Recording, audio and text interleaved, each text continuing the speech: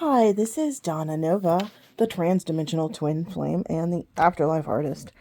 I am here and I'm going to read the next few pages of the Melafon journal. This is session 11 and it is February 14th, 2026. Melafon, again, is the name that was given to me during a blind remote viewing session where I met a being that was a lovely energy, very feminine, soft, kind, loving, and enlightened. This being was magical, and I drew him as a unicorn. He turned out to have 3 horns in real life, but what I mainly got was that he was just a beautiful being, and I would love to connect with him again. So when we were given the chance to connect with the same being from any of our sessions during our week-long remote viewing practice, I chose to connect with Melafon again. And who Melafon turned out to be, the task that we were given was to connect to the being at the crash site of the UFO in Varginha, Brazil in 1996. This story has been in the news again. It was very well known at the time and ever since because it had so many credible witnesses, including adults, children, doctors, scientists, the government, our government. In fact, our government is said to have the relics and possibly the remains of this crash. So Melafon told me that he could visit me as well from the non-physical because he did transition to the non-physical because of this event. And there was another friend of his with him that also did. And so that made me sad, but what he had told me was, well, you already know that we don't really die. I'm still talking to you from the non-physical, just the same way that your twin flame, Chris, and your family and spirit do. So yes, I thought it was a very sad story. I felt a lot of empathy for them. But he assures me that he's still great. We're still talking. He can do his work even better. He can explore even further now. And he can connect with people like me.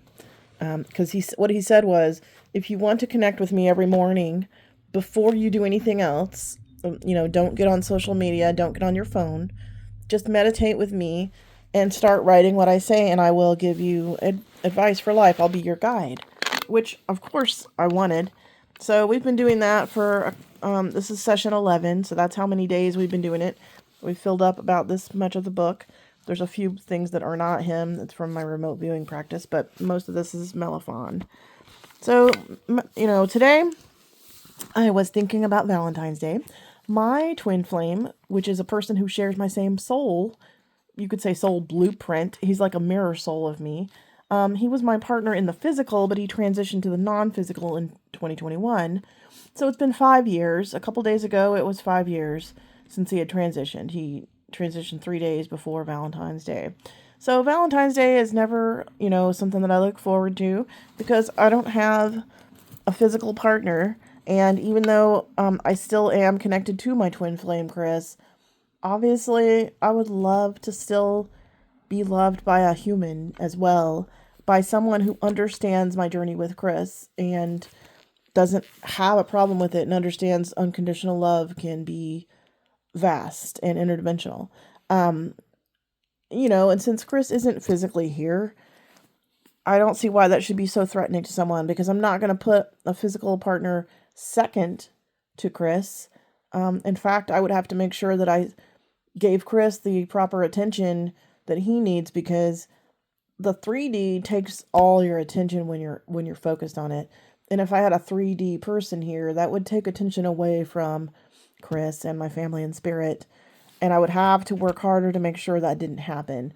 But it's not like I would always be comparing a physical partner to Chris. I'm not going to do that to someone. I would make sure this person was extremely well loved, because that's what I came here to do. I am a very unconditionally loving starseed. Chris and I are starseeds of the indigo generation. We came here to uplift humanity during these times of change, which we have been, obviously, being interdimensional and breaking ground on what it means to live an interdimensional life for real. people throw that term around a lot and they say, oh, I walk in two worlds. Just because you can connect to the divine once in a while through your guides, or even if you're a medium, that doesn't necessarily mean you walk in two worlds. I literally bilocate two other dimensions and I walk around there. I have a house and a life, and we have 2 dragons, actually 3 now, because they have a child, and I have a family in spirit. I have physical children that did not exist in the physical, and they never will, as far as I know. I mean, I guess I could be wrong. Maybe somehow the spirit world learns to come back and come visit physically. I don't know. There could be a weird technology that gets invented. The veil is changing. It's thinner because we're all focused on it. The veil doesn't really... the veil is our focus. So that's why people say the veil gets thin right before Halloween or something. It doesn't really get thin. It's not like that. You're thinning it with your focus on it. As soon as you want to connect to the non-physical, you can. When the group collective energy does that, that's what happens. That's all it is. So the more people awaken, the more people understand that interdimensional connection is real, the more the veil will seem thinner. But it's not really like the veil is getting thin, like somebody programmed it, like, oh, it's time for the veil to get thin. No, you're thinning it. We're all thinning it. So I'm thinning it very much with my partner and my family in spirit. I really couldn't go any deeper with this. I want to go deeper with my abilities to perceive it, but as far as what I'm willing to do, I couldn't go deeper because I'm willing to go everywhere. I have a life in the non-physical that I get to go visit. My only complaint is that I don't get to stay there longer and I don't get to do it more. On days like this, like Valentine's Day, when it is traditionally a day for people to connect with their loved ones and to be shown that they are loved.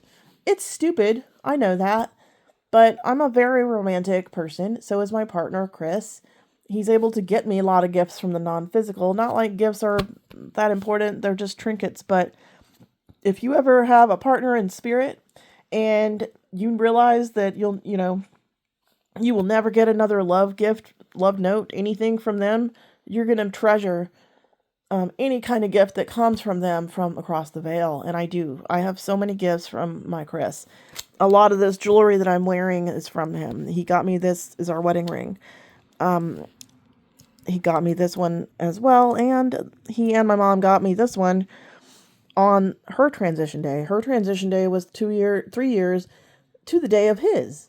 And I got this ring at an auction right at midnight on that day for $111. And it's a sapphire. And that was a ring that my mom had that she had promised to give me that my dad had given her, but then she secretively gave it to my sister and lied about it. And I found out when my dad was in hospice, and my sister showed up wearing it. So that was pleasant. And sapphire is also Chris's birthstone. So, I felt that this was very significant. 111 is also a portal for me. My birthday is November 12th, so it's 11/12, so it's 1112. So that's 111. I started being born on November 11th, 1111. That's a very powerful portal. It's a master number, and it's the violet flame portal and the twin flame portal. And me being a twin flame, of course I would do that, I guess. I didn't finish my journey until 11/12, but that's also accurate for me because my numbers in my numerology and my astrology are absolutely indicative of what I was going to do in this life. So I started through this transition on 11/11. So 111 is powerful for me. My dorm room in freshman year in college was 111. My address right now includes the number 111, and this was an address that was like the first place I had ever lived on my own in my whole life. It was the first place that was mine. And there's just a million ones like that. I made a list the other day of all the 111 synchronicities because it was quite a lot. Even my mom's birthday is November 10th, so it's basically 111. And the only day between our birthdays is 11/11. And then she transitions on Chris's transition day, which was February 11th. You know what I mean? 2 11s, you could say. Like, you could almost say it out loud as 2 11s. 1111 again. And just for good measure, my life path number is 22, which is 11 plus 11. Well, that was off topic, but I think that's funny. So anyways, here in this part, I am just writing to Melafon about the things that are on my mind, because what we were taught in remote viewing class is to dump all this out before we start talking to them. So, I don't know if you're going to be able to read this, but I'll be reading it so you don't need to. I am legally blind, so it's hard for me to get everything in video, but also for me to be able to read it. So I'm just going to have to do what I do. Okay, I'm in the green. Melafon is in the purple. I said, hey, my friend Melafon, how are you? What should we discuss? Right there. He says, hello, human. And then he laughed. I know what's on your mind today. Love and your place in it. How you go forward in the world with Chris and your family across the veil. OTOS actually is on the other side. I decided to abbreviate OTOS is on the other side. So he said, how you go forward in the world with Chris and family on the other side and with embodied humans. You are right. You are amazing and deserve real unconditional love from someone who can hold space for your journey and relationship with Chris. Nothing less will do, and it won't interest you anyway. One way to embody that love and then send that vibration out so it comes back to you is to unconditionally love yourself and do loving things for others. Give gifts, your artwork, crystals, things that help others who are struggling. You already know this, but what does that say? Okay. Increased altruism is a sign of less lack mentality. The more security in knowing that the divine will always provide for you. No need to conserve or hoard anything. You know you will always be provided for in style, because now you know it's yours for the taking, and you deserve it. You always did. We've shown you this. Chris does an amazing job of providing for you. Really, he is astonishing in how he provides for you, Earthside and here on the other side, but also for his family in spirit. The interdimensional part in particular, you guys navigate that so well. So here are some ways to bring more unconditionally loving relationships and interactions into your life. Now, this advice is going to be good for everybody. This is advice for everyone. So I'm going to read all the numbers. There's not that much left. Wait. Oh, God, I accidentally skipped a page. I was like, well, that's not it. Okay. So number 1.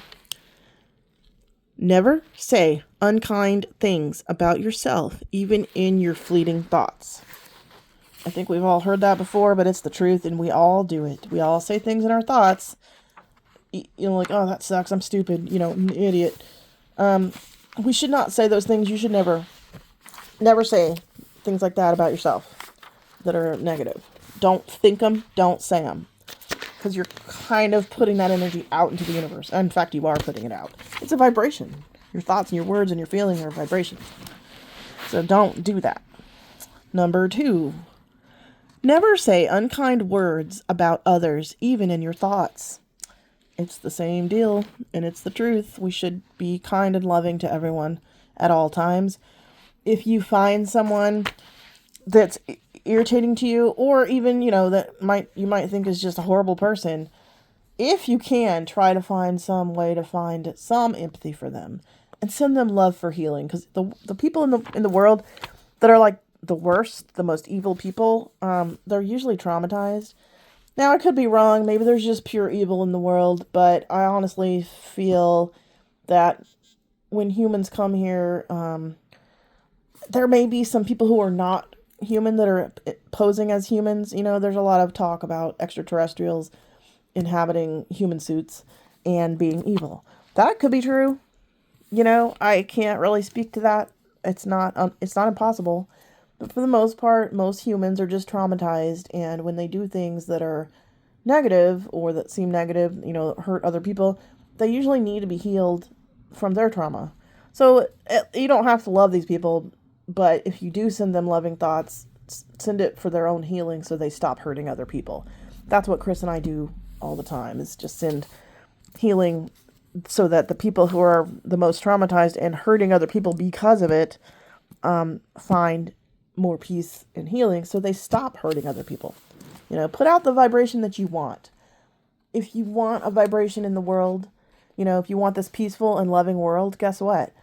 Are your vibrations peaceful and loving? Are your thoughts peaceful and loving? Are your behaviors peaceful and loving?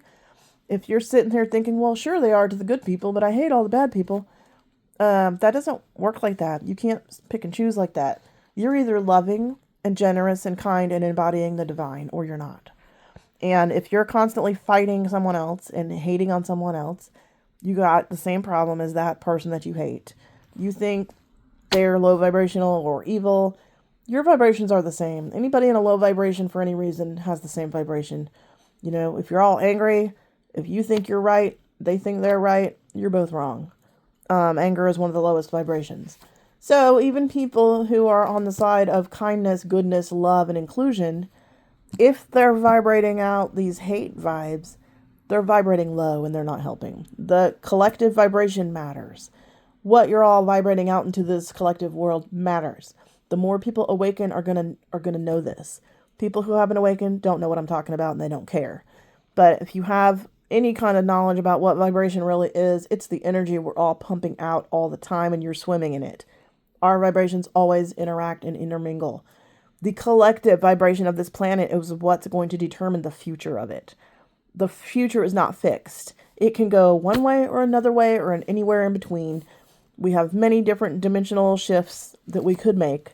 And whatever you're aware of right at the moment is the one you're in. But it can shift all the time. So the future is not fixed. You can make the future better and better and better by being a better and better and better person. By vibrating more love, thinking more loving thoughts, and doing loving acts. That's what he's saying, and that's what I'm saying. Basically, be the unconditional love that you claim you want the world to be made of. If you're not acting like the unconditional love that you want the world to be made of, then you don't know what unconditional love is, and you're not helping the cause. You're actually hurting it. So put your money where your mouth is and learn to vibrate higher.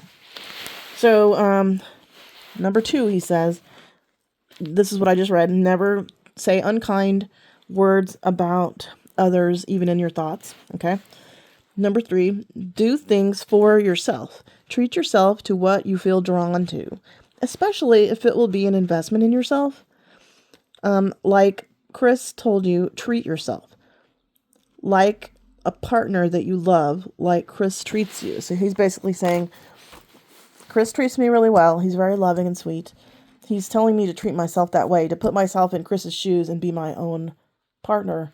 Basically say, hey babe, do you want these earrings? You know, or, you know, I would like to make you a delicious, healthy meal for lunch because you need to eat healthy. Go to sleep earlier because you need better sleep. You know, just pamper yourself and do loving things for yourself like Chris would have done. Now that makes sense. And then, number 4, do loving things for others. Offer your skills for free or very affordably, but don't overextend yourself in any kind of codependent way or feel obligated. You don't need to feel obligated to people. This should feel good to you. Whatever you're doing, it should feel good. You shouldn't feel pressured or obligated. And if you're codependent, you need to work on healing that and do some shadow work. Research it. Do some shadow work around it because it's not good. So if you get approached, if you get approached and you feel that you can't do what is asked, you can and should say no. Keep your boundaries and protect your energy. So it's not like you have to do everything for everybody. That would be codependent. But if you feel called that you want to and it's invigorating to you and it makes you feel good as well, that's a clue that you could do it. You should do it. Do loving things that make everybody feel good, but don't overextend yourself to where you feel resentful. A lot of empaths are unhealed, unawakened, and codependent, and they constantly get used for their never-ending givingness, their lovingness, their giving energy, and then they complain about it. But it's like you willingly gave it. What do you expect from people? People need help, and they asked you, and you said yes. Then you're going to be angry about them actually taking you up on it. You have to be the gatekeeper. If you can't do it, don't be rude about it, but just say, no, I'm so sorry. I can't. I don't have the energy. I'm too busy, blah, blah, blah. You don't even have to explain. We don't owe people things like that. It's good to be kind, but feeling like you owe people is not healthy. So that's what he's saying there. And then number 5, broadcast love and healing frequencies to everyone like you already do, but do it more often. Live in that vibe 24/7. And yes, I do meditate, and Chris and I send out absolute love and healing to everybody on this planet and beyond. I send out the frequency of complete freedom and sovereignty from Earth as well, broadcasting to anybody in the vicinity. We are free. Don't mess with us. We are powerful. We are free. We are free thinking beings. We are free acting beings, and we are whole and we are healed. I do that regularly, and he's asking me to do it more. Okay, number 6. Make healthy choices for yourself. Put yourself in Chris's shoes. What would he say? What would he say, want, and do for you? Take care of yourself. Oops. The way he would take care of you. Yeah, because he's good at that, so I need to put myself in his shoes and take care of myself as if he were me. And he is me, basically. We are, we have the same soul blueprint, so we're basically the same being, almost. I mean, we're two separate people, but, Number 7, offer meditations on YouTube like you were considering doing, and share your gifts. That's something I was going to do, is offer some guided meditations. In other words, be generous, clear out your art and other things by gifting them. So I said, thank you. That makes total sense. Can you tell me what your life is like? So I'm changing subjects, and I just wanted to know a little bit about him. He said, I still choose exploration like when I landed on your planet. I was always into helping others and learning. Now I can just do that even more effectively. And yes, I can visit you more. Chris and your family on the other side, we all will. Love yourself enough to believe that. Yes, you can do everything I want to do, like telekinesis and psychokinesis is something that I'm wanting to work on. He's like, yes, you can do that. Yes, you can see without eyes. The blindfold seeing without eyes, or blind sight, that they're calling it. I'm going to practice that too. And he's telling me to believe that I can do it, because sometimes I'm like, I don't know, everybody else can do that, but I haven't done it yet. And it starts to make a gap between what you believe you can do and what you can actually do. In reality, we all have these abilities, so I can do it, and you can too. But believing that is a different matter. You have to believe it for real. You can't just say it, you have to believe it. So that's what he's referring to. He said, yes, you can see without eyes. Yes, you can bilocate more often and go deeper. Yes, you can learn more about your life on the other side. Yes, you'll see your children more. And of course you deserve that. You can go off world. Believe that you do deserve everything you want. I said, thank you, Melafon. I do believe, and I love you. So that was a good Valentine's Day transmission from Mr. Melafon, I thought. This is what I've written so far with him. It's quite a lot, considering we just started this. I don't know. This was session 11. So I'm going to say there was 2 more days that I didn't do this. So there's been 13 days since I met him, and that's what he said so far. Anyway, thank you for watching. I hope that you can apply some of these things to your life. It's pretty good life advice for everybody, I think. I know I have an unusual situation that may not be everybody's situation, but a lot of this advice is just general. So thanks for watching if you watched, and have a good Valentine's Day if you celebrate that.